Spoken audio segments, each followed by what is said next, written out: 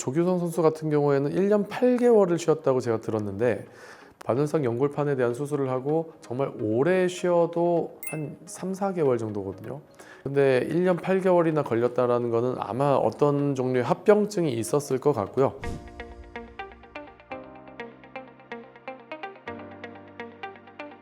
일단 반월상 연골판이라고 이제 많이들 들어보셨을 거예요. 무릎에 있는 대표적인 완충 장치 중에 하나예요. 이게 연골하고 연골판 말이 좀 비슷비슷하니까 헷갈려 하시는 분들 많은데, 연골은 뼈에 도자기처럼 매끈하게 둘러싸여 있는 물질 자체가 연골이고요. 도자기끼리 부딪히면 깨질 거잖아요. 그러니까 그 사이에 뭘 껴놔야 되잖아요. 그게 연골판이에요. 그래서 반월상 연골판 같은 경우에는 만져보면 딱딱하진 않는데 약간 물렁물렁한 고무판, 물렁뼈의 역할을 해주는데, 연골과 연골 사이에 판을 형성해서 충격을 완충시켜주는, 완화시켜주는 그런 역할을 하는 방석이나 어떤 고무 부싱, 그런 느낌의 재질이라고 보시면 될 것 같아요. 냉장고 그 문 딱 닫을 때 쇠끼리 부딪히면 꽝꽝 할 테니까 자석으로 된 고무 패킹 있잖아요. 그거 비슷한 거예요, 결국은. 그런데 냉장고도 그렇게 30년, 40년 쓰다 보면은 고무 그거 갈라질 수 있겠죠. 또 특히 많이 열었다 닫았다 충격을 많이 먹으면은 더 상할 거예요. 일부 좀 약간 닳아버리는 이런 것도 있을 수 있을 것 같고요. 그래서 운동선수 같은 경우에는 문을 맨날 열었다 닫았다 하는 거예요. 무릎을 계속 써야 되니까. 그러다 보면은 당연히 망가지기가 쉽겠죠. 사실 조규성 선수님처럼 그렇게 완전 프로 선수가 아니더라도 유소년 축구단 많잖아요. 그런 친구들도 사실 적잖게 다쳐서 옵니다. 반월상 연골판이 다쳤을 때는 그 안에 고무 부싱이 이렇게 찢어지거나 아니면 어디가 벌어지거나 이렇게 다치게 되거든요.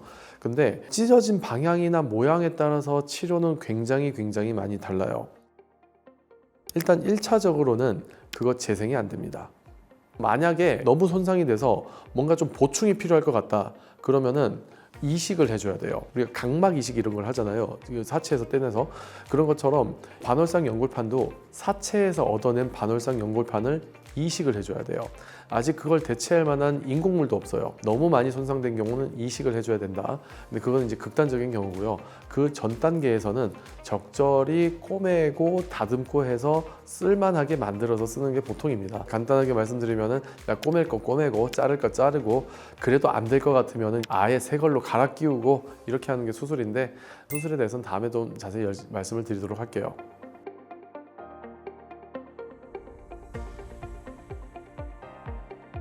반월상 연골판이 찢어진 방향에 따라서 사실 증상도 되게 다르긴 달라요. 위에 이제 대퇴골과 이 정강이 뼈 사이에 이렇게 껴져 있는 거라 이게 움직임이 좀 이런 식으로 움직이잖아요. 그래서 위아래가 자꾸 분리되려는 힘을 받긴 받아요. 약간 비틀릴 때 이렇게 비틀리기도 하고. 그래서 위아래가 분리된 식으로 찢어진 건 사실 생각보다 별로 아프지도 않고요. 별 증상은 없어요.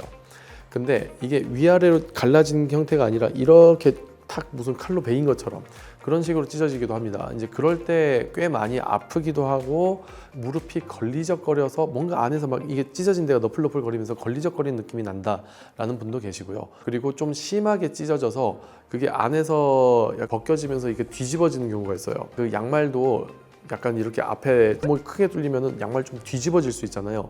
그런 거 비슷하게 반월상 연골판도 찢어져서 뒤집어지는 경우가 있어요. 근데 그럴 때 되게 많이 아파요. 딱 뒤집어진 채로 그게 무릎의 움직임을 딱 막아버리니까 무릎이 다 펴지지 않거나 아니면 다 구부러지지 않거나 중간에 딱 걸려서 어떻게 움직일 수가 없어요 라고 하면서 병원에 오시기도 합니다. 이 정도 심한 증상은 당연히 병원에 오시긴 하는데 뭔가 불편해. 가끔씩 걸리는 느낌도 나는 것 같고 뭔가 딱딱거리는 것 같기도 하고, 그럴 때 생각해 봐야 될 병이 되게 많기는 많아요. 근데 그 중에 반월상 연골판 질환도 분명히 있긴 있습니다. 근데 이런 경우에는 빨리 알아내는 게 훨씬 더 좋아요. 우리가 뭔가 찢어지거나 이랬을 때 다듬는다 해도 뭐 꼬맨다 해도 빨리 알면 알수록 더 좋긴 좋거든요. 그래서 뭔가 이런 것들이 의심되면은 병원에 가보시는 게 좋겠습니다.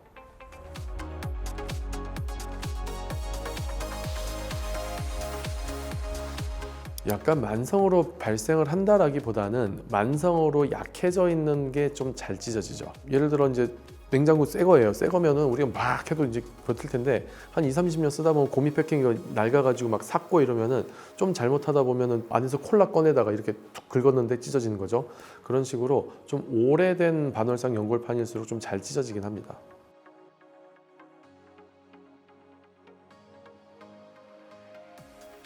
그리고 조규성 선수 같은 경우에는 1년 8개월을 쉬었다고 제가 들었는데 바늘상 연골판에 대한 수술을 하고 정말 오래 쉬어도 한 3, 4개월 정도거든요. 아까 제가 뭐 잘라내고 붙이고 이렇게 한다고 했는데 좀 다듬어서 해결이 될 만한 상태면은 회복 되게 빠릅니다.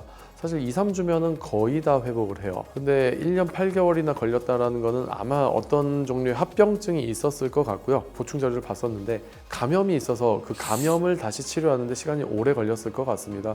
어쨌든 수술 후 감염이라는 거는 참 낮은 확률이지만, 그리고 그 확률을 더 줄이려고 의사들과 여러 이제 의료진들이 노력을 하지만 정말 낮은 확률이지만 있긴 있습니다. 그 조규성 선수도 얼마나 뭐 좋은 병원 알아봐서 잘 갔었겠습니까? 그런 데서 정말 신경 써서 잘한다도 감염이 생기긴 생깁니다. 그래도 우리가 희망을 가질 수 있는 거는 조규성 선수도 나았잖아요. 오래 걸려서 그렇지.